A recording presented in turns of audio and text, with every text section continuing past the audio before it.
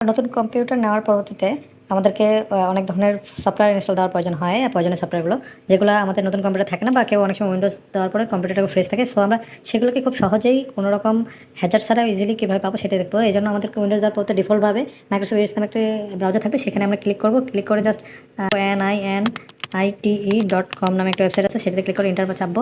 দেন এখানে আমাদের প্রয়োজনীয় ব্রাউজার, যেমন এখানে ওয়েব ব্রাউজার, আমার ক্রম প্রয়োজন হয়, ডকুমেন্টস, অনলাইন স্টোরেজের ক্ষেত্রে মেসেজের জুম প্রয়োজন হতে পারে, সিকিউরিটি পারপাস যে ক্যাসপারেসে ভাইরাসগুলো রয়েছে এরাও আছে এখানে, ডেভেলপার টুলস। হ্যাঁ, এছাড়াও আমাদেরকে মিডিয়ার জন্য আমরা যেমন প্লেয়ার প্রয়োজন হয়, দেন আদার্স কিছু থাকবে, কম্পারিজন থাকবে, দেন রান টাইম ইমেজ। এখানে ইমেজের ক্ষেত্রে আমরা এগুলো প্রয়োজন হতে পারে, ফাইল শেয়ারিংয়ের জন্য, ইউটিলিটিসের জন্য ফাইলগুলো আছে, এগুলো প্রয়োজন যে সফটওয়্যার থাকবে সেগুলো নেওয়ার পর আমরা গেট ইউর নাইট ক্লিক করবো।